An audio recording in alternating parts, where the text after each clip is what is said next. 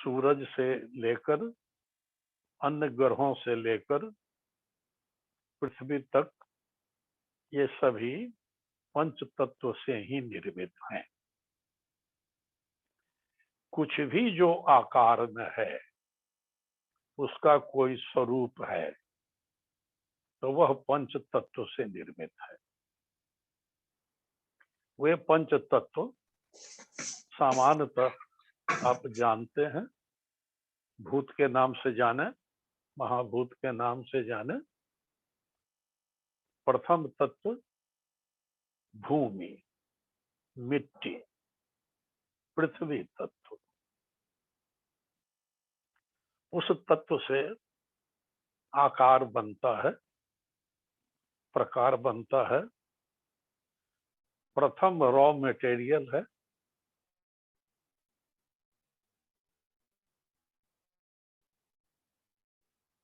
दूसरा तत्व और ब्रह्मांड में, पृथ्वी पर, आपके शरीर में, हमारे शरीर में और सभी जीव जंतुओं के शरीर में 70% जल तत्व है सामान्य रूप से। तीसरा तत्व अग्नि। अग्नि ही ऊर्जा है, शक्ति है। जल तरलता है और अग्नि ऊर्जा है, शक्ति है, ताप है, टेम्परेचर है। अग्नि से ही। तब वायु, वायु ही प्राण है। सांस लेते हैं तो वायु तत्व से प्राण है, सांस है। और अंतिम पांचवा तत्व आकाश है। इस आकाश के बारे में बहुत सारे भ्रम हैं, बहुत सारी मान्यताएं हैं। आकाश आप देखते हैं जो खाली है, रिक्त है, स्पेस कहते हैं, अंतरिक्ष कहते हैं। उसी आकाश में संपूर्ण सृष्टि समाहित है। सूरज भी उसी आकाश में है, पृथ्वी भी उसी आकाश में है, चांद तारे भी उसी आकाश में है, सभी उसी आकाश में है। और यह मान्यता है कि उसी आकाश का अंश इस पंच तत्व में है, वही आत्मा है। अब जब समझाते हैं वैज्ञानिक दृष्टिकोण से कि आकाश आत्मा नहीं है, आकाश ईथर है, जिसे आकाश देखते हैं, कहते हैं, समझते हैं, उस आकाश में ईथर भरा हुआ है। ईथर ऑक्सीजन परमाणु है। और वैज्ञानिकों ने खोजा 1730 ईस्वी में कि आकाश में, संपूर्ण आकाश में सर्वत्र ऑक्सीजन परमाणु भरा हुआ है, ईथर। ROR फॉर्मूला उसको विज्ञान में कहते हैं। तो यह आकाश तत्व जो है, यह आत्मा का वाहक तत्व है। उसी आकाश में लिपट कर, ईथर में ढक कर आत्मा आती है और चार तत्व से निर्मित जो आकार बना है, शरीर बना है, उसमें प्रवेश करती है। चार तत्व पहले आ जाते हैं, वे मिलकर एक स्वरूप बनाते हैं, शरीर बनाते हैं। तब तक वह शरीर जड़ है, उसमें आत्मा का प्रवेश नहीं हुआ। आत्मा अर्थात ईश्वर अंश, God particle, smallest particle of God, सूक्ष्म अरूप। और वह जब परमात्मा से अलग अंश होता है, वह ईश्वर अंश। तो आकाश में ईथर भरा हुआ है, तो ईथर में वह लिपट जाता है, ईथर उसके चारों ओर से घेर लेता है और वह आता है और इसी आकाश, इसी ईथर के साथ वह प्रवेश कर जाता है। या ऐसा हुआ कि आप देखते हैं दवाओं में कैप्सूल होता है, तो कैप्सूल एक कंटेनर है, खोल है, उसके अंदर दवा है जो दिखाई नहीं पड़ती, अंदर जाकर असर करती है, लेकिन कैप्सूल दिखाई पड़ता है, दवा नहीं दिखाई पड़ती। तो वही आकाश का ईथर वैज्ञानिकों को दिखाई देता है, आत्मा तो नहीं दिखाई देगी। तो वह अरूप चैतन्य है, उसका कोई आकार प्रकार नहीं है, सूक्ष्मतम है। तो ईथर को तो जान गए, इसलिए अब आप देखेंगे गुरुओं को, संतों को भी जब समझाते हैं तो कहते हैं कि ईथर जो है वही आकाश तत्व है। तो वह आत्मा का वाहक तत्व है और उसी के साथ आत्मा का प्रवेश होता है चार तत्व से निर्मित शरीर। जो माताएं संवेदनशील हैं वे जानती हैं, और अब वैज्ञानिक रूप से भी शोध करने के बाद यह प्रमाणित गया है कि चार तत्व से निर्मित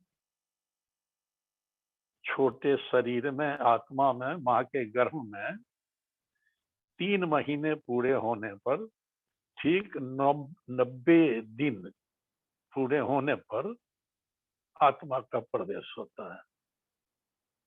उस ईथर में लिपटी हुई आत्मा आकर प्रवेश कर जाती है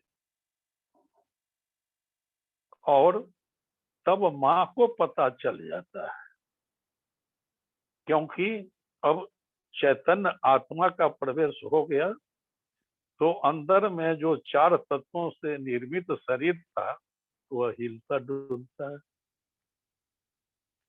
तब बच्चे का हिलना डुलना महसूस होता है, तो मां कन्फर्म्ड हो जाती है, आश्वस्त हो जाती है कि गर्भ में बच्चा आ गया। वह आकाश तत्व। तो आकाश तत्व के बारे में वैज्ञानिक रूप से भी बहुत सारी बातें कही गई है और कही जाती है, लेकिन तब आप ये कह सकते हैं कि जब आकाश तत्व, ईश्वर अंश, आत्मा आकर जुड़ती है, तब जीव जीवात्मा हो जाता है, तब वह जड़ से चैतन्य हुआ, जीवात्मा हो गया। तो यह तो एक बात हुई। दूसरी बात आपको याद दिलाऊं, यह तो सभी जानते भी हैं, रामचरितमानस में आपने पढ़ा होगा, संत तुलसीदास जी ने लिखा है कि क्षिति जल पावक गगन समीरा, पंच रचित यह अधम शरीर। 5 तत्वों से शरीर बना है, तो केवल शरीर ही नहीं बना, इस ब्रह्मांड में जो कुछ निर्मित है वो 5 तत्व से ही निर्मित है। केवल मनुष्य ही नहीं, ये पशु पक्षी, पेड़ पौधे, कीट पतंग, सभी जो जल में जीव हैं वो, और जो भूमि के नीचे रहते हैं वो सभी 5 तत्वों से ही बने हैं। यहाँ तक कि वो नदी भी, पहाड़ भी, वो सब 5 तत्वों से ही बने हैं। तो संपूर्ण सृष्टि ही 5 तत्वों से बनी है।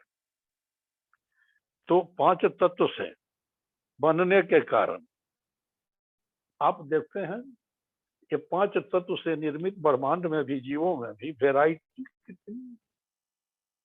कहते हैं कि 84 लाख प्रकार के जीव होते हैं, 84 लाख जोनियां। और यह अब वैज्ञानिक रूप से भी प्रमाणित है। हिंदुओं की इस खोज का समर्थन जैन दर्शन भी करता है। 20 लाख करीब जल जीव हैं जो जल में रहते हैं, 20 लाख प्रकार के। 20 लाख करीब थल जीव हैं जो पृथ्वी पर रहते हैं। 20 लाख करीब पृथ्वी के नीचे रहते हैं, भूमि में। और 20 लाख आसमान में ऊपर, पेड़ पौधों से लेके और आगे। तो करीब 80 लाख ये हुए रफली। और विशिष्ट हैं कुछ, तो 84 लाख टोटल सही है, ये विज्ञान भी अब समर्थन करता है। और एक एक योनि में, एक एक प्रकार में अरबों खरबों संख्या है। मनुष्य ही 7 अरब, कोई पक्षी ही आप गणना कर सकते कितने। लेकिन ये सारे पंच तत्व से ही निर्मित है, इसी पंच महाभूत से निर्मित है। तो इसलिए हमारे ऋषियों ने इन पंच तत्वों के आधार पर एक शब्द बनाकर दे दिया, जो कह सकते कि इंडिकेटर का काम करे या आम लोगों के लिए मंजिल का ही काम करे कि वहीं तुमको पहुंचना है। वह शब्द क्या बनाकर उन्होंने दिया पंच तत्व के आधार पर? भगवान। भ अर्थात भूमि, पृथ्वी। ग अर्थात गगन, आकाश। व अर्थात वायु। अ अग्नि। न नीर, जल। ये पंच तत्व से उन्होंने भगवान शब्द बना कर दिया कि यही भगवान मंजिल है, यही भगवान को खोजना है, और इसी भगवान से मिलोगे तो तुम्हारा उद्धार हो जाएगा, तुमको मुक्ति मिल जाएगी, तुम भगवान हो जाओगे। तो आध्यात्मिक साधना तो वहीं से आरंभ हो गई कि भगवान को खोजो। और इसीलिए आप कहते भी हैं कि प्रकृति के साथ रहता है तो भगवान को खोजना आसान रहता है, साधना करना आसान है। इसलिए साधु संत जंगल में भाग जाते थे, वहां जाकर रहते थे प्रकृति के बीच में, जहां भगवान को खोजना आसान हो जाता था। भगवान अर्थात ईश्वर, उसका अर्थ दिया गया। तो इस प्रकार आगे बढ़ी सृष्टि का विस्तार। इसी में विकासवाद का सिद्धांत आ जाता है। करोड़ों वर्ष लगे अभी तक पहुंचने में, अरबों वर्ष लग चुके हैं। तब यह तो एक अध्याय। दूसरा कि जब हम कहते हैं कि भूमि, जल, वायु, अग्नि और आकाश, तो ये हम अपने अनुभव के आधार पर पृथ्वी पर रहते हैं, तो इसलिए हम नीचे से ऊपर देखकर ऐसा कहते हैं। पंच तत्व में पृथ्वी का नाम पहले कहते हैं, उसके बाद जल कहते हैं, उसके बाद अग्नि कहते हैं, उसके बाद वायु कहते हैं, तब आकाश कहते हैं ऊपर। क्योंकि हमारी यह समझ है और स्वाभाविक है पृथ्वी पर रहने के कारण। लेकिन सत्य क्या है? तथ्य क्या है? यह क्रम उल्टा है। तैत्तिरीय उपनिषद में एवं अन्य धर्म शास्त्रों में इसका विवरण दिया गया है। और यह प्रश्न तो उठता है कि आपने पूछा या हमने कहा कि पंच तत्व से ब्रह्मांड निर्मित हुआ, सृष्टि निर्मित हुई, सभी निर्मित हुए, तो ये पंच तत्व कहां से निर्मित हुए? इनको किसने निर्मित किया? ये कैसे निर्मित हो गए? कहां से आ गए? इसका उत्तर तैत्तिरीय उपनिषद एवं अन्य धर्म शास्त्रों में है। परमात्मा ब्रह्म निराकार अरूप परम शक्ति परम चैतन्य है। वह महाशून्य आकाश सरीखा है। तो सर्वप्रथम आकाश महाशून्य अनंत असीम, उसी आकाश में लाखों ब्रह्मांड हैं, लाखों पृथ्वियां हैं, लाखों सौर मंडल हैं वैज्ञानिक। ये सभी उसी आकाश में है, उसी परमात्मा। तो आकाश तत्व पहला तत्व है जो परमात्मा से निकला। तब दूसरा तत्व है उस आकाश में वायु पैदा हुई, पवन। करोड़ों बरस लग गए इस विकासवाद में। तो आकाश में वायु पैदा हुई, फिर करोड़ों बरस बाद उस वायु से अग्नि पैदा हुई,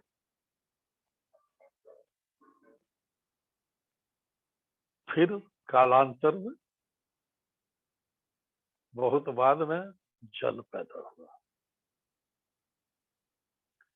और जल पैदा होने के बाद अंत में भूमि पैदा हुई, मिट्टी पैदा हुई, पृथ्वी पैदा हुई। तो सत्य के आधार पर जो गणना है वह ऊपर से नीचे है। हम यहाँ जो जानते हैं, चर्चा करते हैं, तो नीचे से ऊपर की चर्चा करते हैं। तो सत्य के आधार पर आकाश, तब वायु, तब अग्नि, तब जल, तब भूमि, तब पृथ्वी। तो ये पांच हुए। तो पंच तत्व के रूप में, या इन्हें पंच महाभूत कहें, उनके रूप में इन दो प्रकारों से तो हमने समझ लिया। अब एक नई बात यह कि ये हर एक तत्व आपके शरीर में जो 5 ज्ञानेंद्रियां हैं उनसे जुड़ा हुआ है। 5 ज्ञानेंद्रियां तो आप जानते हैं, आंख, कान, नाक, जीभ और त्वचा। ये 5 ज्ञानेंद्रियां हैं जो ज्ञान देती हैं, सूचना देती है। तो ये 5 तत्व के साथ 5 ज्ञानेंद्रियां एक एक जुड़ी हुई हैं। जो ज्ञानेंद्रिय उस तत्व की विशेषता को, उसकी शक्ति को, उसके गुण को ग्रहण करती है, और उसी अनुभव को जो इंद्रिय ग्रहण करती है तत्व से, उस अनुभव को तन मात्रा कहते हैं। तो पंच तत्व के साथ 5 तन मात्राएं हैं, 5 ज्ञानेंद्रियां हैं बीच में। तो जैसे आकाश तत्व, तो आकाश तत्व से जुड़ी हुई ज्ञानेंद्रिय कान है। और आकाश तत्व का गुण क्या है, अनुभव क्या है, जो यह ज्ञानेंद्रिय पकड़ देती है, वह है शब्द। शब्द आध्यात्मिक भाषा में ओंकार को कहते हैं। आकाश में ओम का संगीत गूंज रहा है, और जब आप साधना में आते हैं, उस धारा में आए, तो उस आकाश में और अंतर आकाश में गूंजते हुए शब्द को आपने सुना है और अपने कानों से सुना है। उस आकाश, तो आकाश तत्व से कान जुड़ा और आकाश तत्व के गुण को, विशेषता को, उसकी शक्ति को पकड़ लिया, अनुभव किया, वह अनुभूति तन्मात्रा हो गई। उसी तरह से वायु है, तो ऊपर से जो गिनती है, तो वायु है, तो वायु से जुड़ी हुई ज्ञानेंद्रिय क्या है, त्वचा, चमड़ा, ये स्किन इसको कहते हैं, ये ज्ञानेंद्रिय। इससे सूचना मिलती है ना, ठंडा है, गर्म है, कड़ा है, मुलायम है, चमड़े से छू कर पता लगा। तो ज्ञानेंद्रिय है, तो ये वायु से जुड़ी हुई है। और वायु के किस गुण को यह पकड़ती है, अनुभव करती है, स्पर्श, छूना, स्पर्श करना, उसको ग्रहण करती है। तो ये दूसरी तन्मात्रा दूसरे तत्व से जुड़ी हुई, दूसरी ज्ञानेंद्रिय से जुड़ी हुई। इसी के साथ में ये आपको बताऊं प्रसंगवश कि प्रथम जो आकाश तत्व है और कान ज्ञानेंद्रिय है, तन्मात्रा शब्द है, तो उसके देवता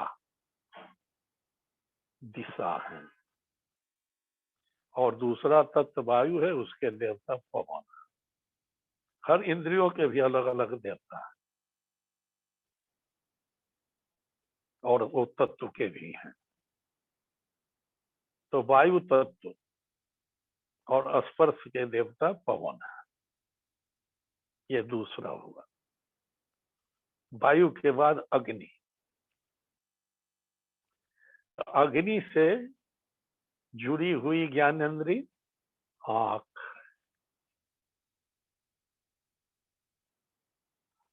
और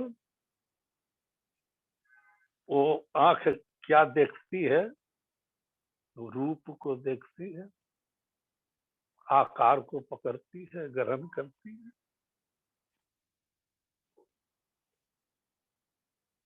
और उसके देवता सूर्य है। तन्मात्रा रूप है, आकार है, देवता सूर्य। ये अग्नि, और तब अग्नि के बाद जल। तो जल से जुड़ी हुई ज्ञानेंद्रिय क्या है, जीव। और गुण क्या है, अनुभव क्या है, तन्मात्रा क्या है, रस, स्वाद। स्वाद मुंह में नहीं होता है, मुंह कर्मेंद्रिय है, स्वाद जीभ में होता है, रस जीव में है। तो जल तत्व से जुड़ी हुई ज्ञानेंद्रिय जीव है, और तन्मात्रा रस है, देवता। आप तो जानते हैं जल के देवता वरुण जी, वरुण है। अतः अंत में पृथ्वी,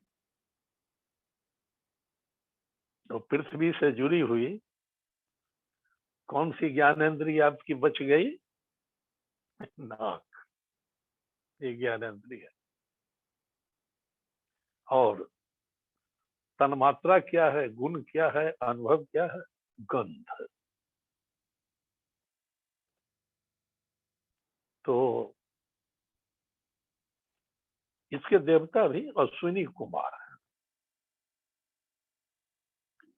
तो 5 तत्व, 5 ज्ञानेंद्रिय, 5 तन्मात्राएं और प्रसंगवर 5 देवताओं के नाम भी आ गए, तो भी अच्छी बात है। तो इसलिए अब यहाँ ये समझ लें आप कि 5 ज्ञानेंद्रियों के साथ 5 तत्वों को 5 तन्मात्राओं के रसों से जीव को बांध दिया गया। ये 5 जो तन्मात्राएं हैं, शब्द है, रूप है, रस है, गंध है, स्पर्श है, ये सब रस्सियां हैं, माया की रस्सियां। और खूंटा है ज्ञानेंद्रिय। तो उन खूंटों से, ज्ञानेंद्रियों के खूंटों से इन 5 तत्वों को जीव को बांध दिया गया है, यही माया। और तब जो आप कहते हैं कि साधना की क्या भूमिका है, उसकी बात तो बाद में करेंगे, इसके साथ कुछ और समझ लेना जरूरी है, क्योंकि वही 5 पर बात खत्म नहीं हो जाती है। आपने पढ़ा होगा या सुना होगा, जहां पंच तत्व की बात चलती है या लेख है, आलेख है, धर्मशास्त्र में है, वहां 25 की चर्चा जरूर चलती। 5 और 25। तो ये पंच तत्व कालांतर में विकसित होकर 5 से 25 हो जाते हैं गिनती में।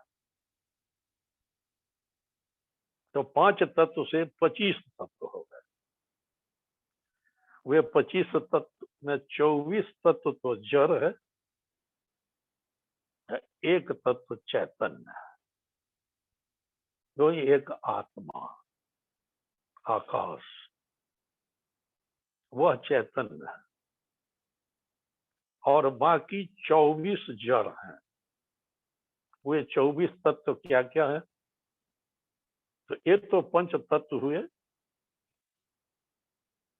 पृथ्वी, जल, वायु, अग्नि और आकाश, 5 ये हुए।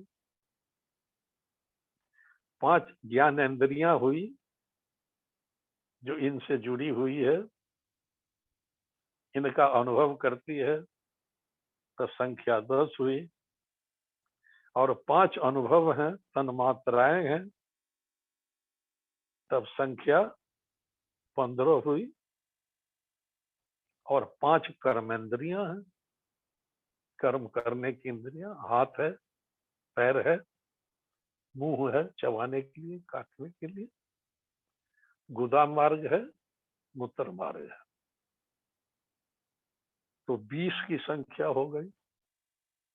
5 कर्मेंद्रिय, 5 ज्ञानेंद्रिय, 5 तन्मात्रा, 5 तत्व, 20 इनकी संख्या हो गई। 4 अंतःकरण। वो अंतःकरण मन, बुद्धि, चित्त, अहंकार। क्योंकि ये सब जब जमा हो गए हैं तो वे 4 पैदा हो गए हैं, मन, बुद्धि, चित्त और अहंकार। तो 24। ये 24 जड़ हैं, माया के हिस्सा है, और चैतन्य एक आत्मा है। तो इसीलिए सांख्य दर्शन वगैरह में इसका विवेचन है महर्षि कपिल के द्वारा बहुत विस्तृत रूप से इस सब का विश्लेषण किया गया है। और उसके साथ ही तब आपको यह भी जान लेना है कि ये 5 से 25 पर तो आए, यह एक दृष्टिकोण हुआ कि 5 से 25 पर गए। एक दूसरा दृष्टिकोण है जो वही मैं आपसे कह रहा था कि ये जो 5 तत्व हैं, ये 5 प्रकृति अलग अलग रखते हैं। हर एक तत्व की 5 प्रकृतियां हैं। वो प्रकृति है, स्वभाव, नेचर जो आप कहते हैं, विशेषता आप जो कहें, तो हर में 5 प्रकृति है हर पंच तत्व के साथ। जैसे पृथ्वी है तो पृथ्वी से क्या बनता है या क्या क्या बनते हैं, तो 5 बनते हैं। मांस, हड्डी, चर्म, नाड़ी और रोम। मांस, हड्डी, चर्म, नाड़ी और रोम, ये 5 पृथ्वी तत्व की प्रकृतियां हुई। और आप एक जैसे रोम को ही देख लें, आपके शरीर में 3.5 करोड़ से अधिक रोम है, क्षेत्र है। 3.5 करोड़ से अधिक। नाड़ियां जो के अनुसार 72,000 है, और उन 72,000 का जंक्शन आपका नाभि केंद्र है।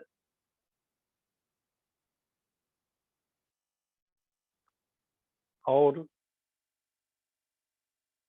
कुल मिलाकर अगर आप कहें कि आपके शरीर में सेल्स कितने हैं, जीवाणु कितने हैं, 37 खरब से अधिक। खरब, अरब नहीं, जीवाणु। आपके एक केवल दिमाग में 3 करोड़ से अधिक है एक तरफ, और पूरे शरीर के जीवाणु खरब में है, 37 खरब से अधिक। तो एक कितना बड़ा महाजाल है। पंच तत्व से निर्मित यह शरीर कोई साधारण नहीं। इसलिए योग में कहा जाता है कि जो कुछ भी ब्रह्मांड में है वह सब कुछ लघु रूप में इस शरीर में है। यह शरीर यूनिवर्स इन मिनिएचर है, ये लघु ब्रह्मांड है, या जो पिंड है। कहते हैं कि जो कुछ ब्रह्मांड में है वो सब कुछ इस पिंड में है, संक्षिप्त रूप। उसी तरह से हमारे दूसरा तत्व है, तो दूसरा तत्व जल है। तो जल से क्या बनता है? अब बीज, खून, पसीना, लार और मूत्र, ये 5 जल की प्रकृति। बीज है, खून है, पसीना है, लार है, मूत्र है। ये 5 प्रकृतियां जल की हो गई। तब अग्नि की 5 प्रकृतियां, भूख, प्यास, आलस्य, निद्रा, मैथुन, ये 5 अग्नि तत्व की प्रकृतियां, भूख, प्यास, आलस, निद्रा और मैथुन, ये अग्नि तत्व। वायु तत्व चलना, बोलना, दौड़ना, फैलना, सिकुड़ना, ये सब वायु तत्व की प्रकृति है। और आकाश तत्व, ये दो दृष्टिकोण है। तन्मात्राएं जो 5 हैं, वे तन्मात्राएं आकाश तत्व की प्रकृति में गिनी जाती हैं, लेकिन सांख्य दर्शन में महर्षि कपिल के अनुसार नहीं।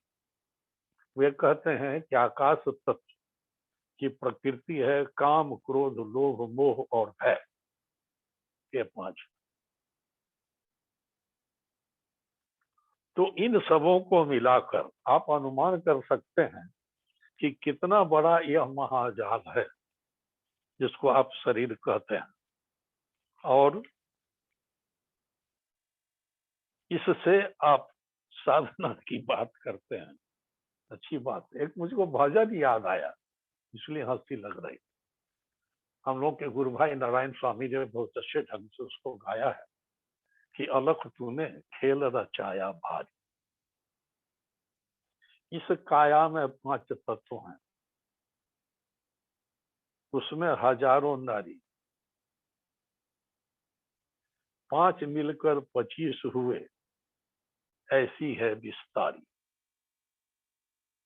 और 5 25 मिल घर के अंदर करते मारा मारी। 5 को मार 25 को बस कर, सभी चाहे सरदारी, अलख तूने खेल रचाया भारी।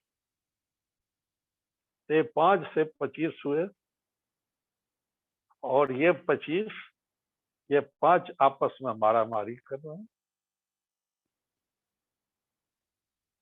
तो कोई पूरब जा रहा है तो कोई पश्चिम जा रहा है, कोई उत्तर दक्षिण जा रहा है। इसीलिए आप अशांत रहते हैं, आप तनाव में रहते हैं या बहुत सारी बातें उससे जुड़ी हुई होती रहती है। तो जब आध्यात्मिक दृष्टिकोण से देखेंगे तो सबसे पहली बात तो यह है कि बिना मनुष्य शरीर के कोई आध्यात्मिक साधना नहीं होती है। इसीलिए रामायण में लिखा है ना संत तुलसीदास जी ने कि सर्वश्रेष्ठ यह मनुष्य शरीर है। यह मनुष्य का जो शरीर है यही सर्वश्रेष्ठ शरीर है, और इसी शरीर से साधना हो सकती है। मनुष्य के अतिरिक्त और किसी आकार से, किसी शरीर से आध्यात्मिक साधना नहीं हो सकती है, मुक्ति नहीं मिल सकती है, जीवात्मा मुक्त नहीं हो सकती। पहली बात, इसलिए हमारे शास्त्रों में क्या लिखा हुआ है, क्या कहा जाता है कि इस मनुष्य शरीर के लिए देवता भी तरसते हैं, क्योंकि वहां जाकर स्वर्ग में भोग विलास करके उब गए, पुण्य खत्म होने पर लौटेंगे, अभी देर है तो फंसे हुए महसूस कर रहे हैं, आना चाहते हैं, अभी रिलीव नहीं किया जा रहा है। तो जब मनुष्य शरीर मिलेगा तब साधना करेंगे, तब मुक्ति मिलेगी, ये बात हमको समझ में अब आ गई है। और स्वर्ग लोक से मुक्ति धाम के लिए कोई मार्ग नहीं है, वहां से जाने का कोई रास्ता नहीं है। वैकुंठ धाम जाने का, विष्णु लोक जाने का, वापस स्वर्ग से फिर यहाँ आना पड़ेगा पृथ्वी पर, मनुष्य शरीर धारण करना पड़ेगा, साधना करनी पड़ेगी, और तब जब आत्मज्ञान होगा, ब्रह्म ज्ञान होगा, तब मुक्ति मिलेगी, तब जाएंगे विष्णु लोक, वैकुंठ धाम, अन्यथा नहीं हो सकता। इसलिए देवता भी तरसते हैं।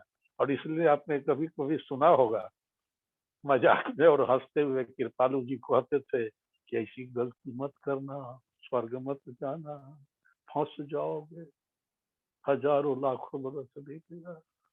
अब फिर जो यहाँ है वही तो वहाँ है ना, यही पार्टी पॉलिटिक्स भोग विलास है कि पृथ्वी पर करिए रहे हो तो स्वर्ग में जाए करके क्या करोगे? इसे तो यही तमाम हुआ, छोड़ो अब इन बातों। तो साधना के लिए तो मनुष्य शरीर ही चाहिए, और उस मनुष्य शरीर में जैसे मैंने कहा कि जन्म कर हैं कि ये सभी तत्व अलग अलग अपने अपने डायरेक्शन में खींच रहे। इस खिंचाव में, इस तनाव में आप कैसे कुछ कर सकते? इसलिए साधना में पहले इन सबों का शुद्धिकरण, कि इनको शांत किया जाए, शुद्ध किया जाए। तो इन पंच तत्वों का शुद्धिकरण, इन पंच तत्वों के विस्तार का शुद्धिकरण उसो का प्रवचन है ना। देह शुद्धि, विचार शुद्धि, भाव शुद्धि। योग में सैकड़ों विधियां इन सबों के शुद्धिकरण के लिए। जब ये शुद्ध होंगे तब आप इन पर नियंत्रण पा सकेंगे, और नियंत्रण जब पा सकेंगे तब इनको आप समायोजित कर पाएंगे, कोऑर्डिनेट कर पाएंगे सबों को। और कोऑर्डिनेट करने के बाद तब ट्यूनिंग कर पाएंगे। समय लगेगा, समय लगता है, आप जानते हैं,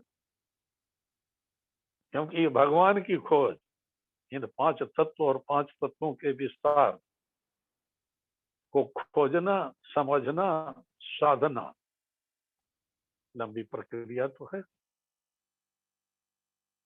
तो जब आप उसका शुद्धिकरण करेंगे संपूर्ण शरीर का, अंतःकरण सहित मन, बुद्धि, चित्त और अहंकार, तो जब सामंजस्य स्थापित करेंगे तब सबकी आप साधना से ट्यूनिंग कर पाए। अन्यथा जो कह रहे हैं तो भजन में मैं कह रहा था कि सब 5-25 मील घर के अंदर करते मारा मारी, और वो सभी चाहते हैं कि उसको मार करके हम सता हमारा चले। तो इन सबों को शांत करना, शुद्धिकरण करना, तब ढंग से समायोजित करना, और तब सबकी ट्यूनिंग एक स्वर में। जितने साज हैं, बहुत प्रकार के साज हैं, तो शरीर में बहुत प्रकार के तत्व हो गए। ऐसे मैंने आपको 25 कह के छोड़ दिया है कि वहीं तक आपको समझ में आ जाए तो बहुत अच्छी बात है। उसी की साधना आप कर लें तो बहुत अच्छी बात है। आगे चलकर सांख्य दर्शन में भी और अन्य उपनिषदों में भी वे 5 से 25 बनते हैं, 25 से 40 बनते हैं। इसलिए भारत में 40 शेर का एक मन होता था, और मन ही वैसा तत्व है जिसको नियंत्रित करने में और ज्यादा। तो संख्या 40 होती है इन सभी तत्वों की। वो शेर तो प्रतीक था, 40 शेर का एक मन, मन मन माइंड, 40 तत्व जमा हो जाते हैं। और फिर आगे चल के 70 तत्व की बात है। तो 70 साज अगर हैं, ऑर्केस्ट्रा में आपने देखा होगा, बड़े गायक गायिकाओं के ऑर्केस्ट्रा में या सिनेमा के ऑर्केस्ट्रा में कितने प्रकार के साज रहते हैं। तो संगीतकार उन सबों को एक स्वर में ट्यून करता है। अगर सभी अपनी अपनी धुन में बजेंगे और बजाने लगेंगे तब क्या होगा? कोलाहल पैदा होगा, अशांति पैदा होगी, हंगामा पैदा होगा, जो जीवन में और संसार में दिखाई दे रहा है। इसलिए कि आपके अपने ही सारे तत्वों में सामंजस्य नहीं है, ट्यूनिंग नहीं। कोई इधर जा रहा है, कोई इधर, एक ही आपका मन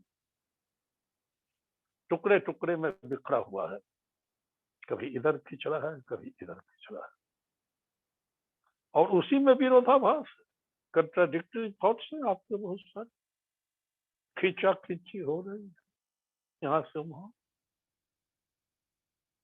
तो सभी 70 साजों को ट्यून करना एक स्वर में, तब जो पैदा होगा उसे संगीत का।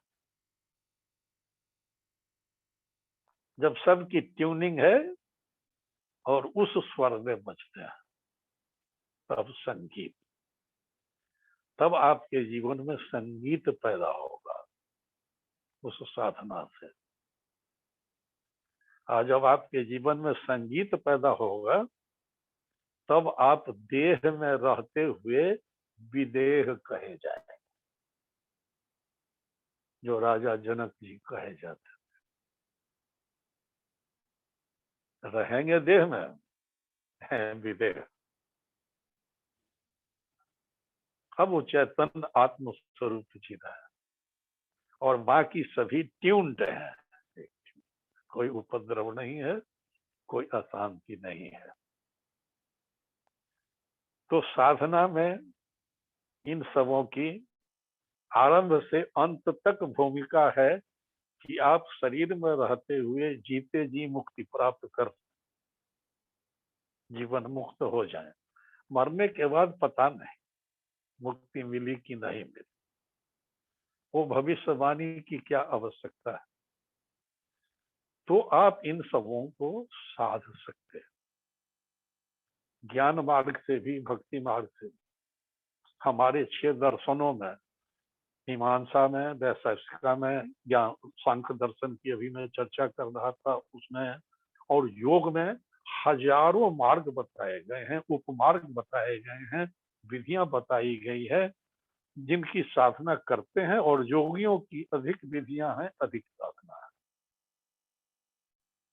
ज्ञान मार्ग में भी है, भक्ति मार्ग में भी है, शॉर्टकट भी है, उड़ान भी है, जंप लगाने जैसा, जैसे सांख्य योग, सांख्य वही महर्षि कपिल का बताया हुआ, दिया हुआ।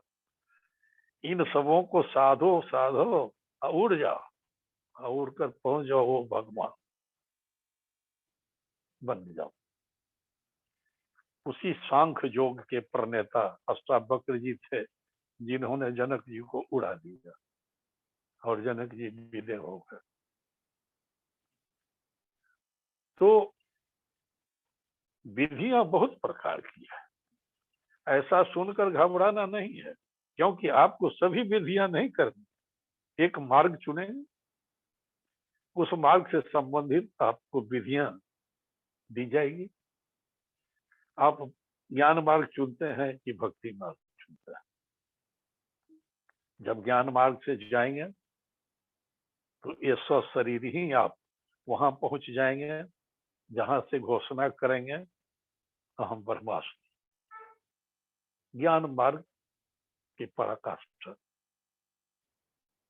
और जब भक्ति मार्ग से जाएंगे तब वहां पहुंच जाएंगे कि ब्रह्म सत्य जगत मिथ्या, परमात्मा ही सत्य है, सत्य है, बाकी सब मिथ्या है।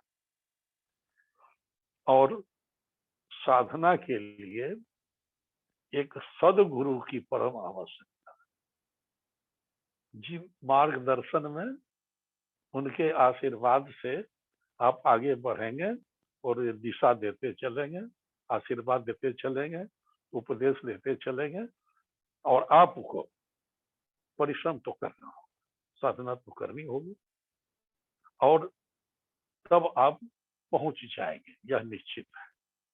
पहुंचे हैं, हजारों हजार की संख्या में पहुंचे हैं, और यह सौभाग्य है कि हमारे वसुधारा में सदगुरु सिद्धार्थ जी पूर्ण गुरु हैं। ज्ञान मार्ग से आप जाएं, भक्ति मार्ग से जाएं, दोनों धाराएं उपलब्ध हैं, तो इन 5 तत्वों का शुद्धिकरण भी हो जाएगा, सामंजन भी हो जाएगा, ट्यूनिंग भी हो जाएगी, और आप विदेह भी हो जाएंगे। तो इसलिए जो नए मित्र हैं उनको मैं निमंत्रण भी देता हूँ कि आप वसुधारा में साधना आरंभ करें, प्रथम कार्यक्रम से देखें, आपके जीवन में वह चमत्कार होगा। और तब तक आपने देखा है कि शारीरिक शुद्धिकरण से आमतौर पर शुरू किया जाता है, क्योंकि प्राचीन काल से शरीर महत्वपूर्ण रहा है और अधिकांश लोग शरीर के आधार पर, इस पंचभूत निर्मित शरीर के आधार पर ही जीते थे, बॉडी ओरिएंटेड होते रहे। तो इसलिए साधना हठ योग से ही आरंभ किया जाता था, शारीरिक शुद्धिकरण। अब आज के वैज्ञानिक युग में जब पढ़ लिख कर ज्यादा तेज हो गए हैं, ज्यादा काबिल हो गए हैं, तो अब आप बॉडी ओरिएंटेड नहीं है, बॉडी ओरिएंटेड से ज्यादा आप माइंड ओरिएंटेड, अब मन आपको चला रहा है, दौड़ा रहा है, आप मन से प्रेरित होकर जी रहे हैं। तो इसलिए अब आज के युग में ध्यान से आरंभ किया जाता है, मन पर नियंत्रण, मन का शुद्धिकरण वहां से। अब हठ योग से नहीं आरंभ किया जाता है, ध्यान योग से आरंभ किया जाता है, क्योंकि अधिकांश लोग अब मन के आधार पर जीते हैं। वह मन भी 5 तत्व के साथ 25 के अंतर्गत एक अंतःकरण है। तो साधना से ये सब कुछ हो सकता है, होता है। और आप सबों के लिए भी मेरी शुभकामनाएं हैं कि आप भी साधना में सफल हो और आप भी विदेह बन जाए। तो आप सभी मित्रों ने प्रेम पूर्वक भाग लिया, इसके लिए बहुत बहुत आप सबों को धन्यवाद। शुभ संध्या, शुभ रात्रि और नमस्कार।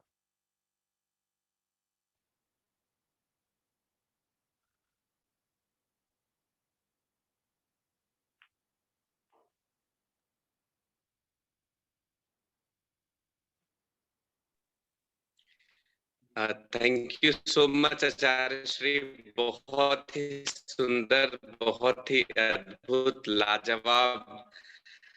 आपके बारे में हमेशा हम सब आपस में बात करते हैं तो ये कहते हैं कि आपका होना हम सबके लिए एक वरदान है। जितने शास्त्र के आप अधिष्ठाता हैं उन सब विस्तार से शायद 50 साल हम अध्ययन करें और इतनी किताबें इकट्ठा करें, तब भी हमें संशय रहेगा कि हमने कौन सी बात समझी, कौन सी नहीं समझी। तो बहुत ही सुंदर, बहुत शुक्रिया, बहुत धन्यवाद। एक नए मित्रों शुरू करना है तो अपने बुनियाद को समझे, हम जिस शरीर में रहते हैं, जैसे शुरू जानते हैं अपने आप को। और जो एडवांस है उनके लिए भी बहुत सुंदर था कि अपने आप को समझना, कहना करनी है, कैसी साधना करनी है। और लाजवाब है और मददगार है उन लोगों के लिए जो आचार्य हैं और आचार्य का कार्य कर रहे हैं, क्योंकि उनके आचार्य मैनुअल में इतना चीज विस्तार से नहीं हो सकता जितना सुंदर आपने कहा। बहुत शुक्रिया, बहुत धन्यवाद, बहुत आभार प्रभु, बहुत आभार। धन्यवाद।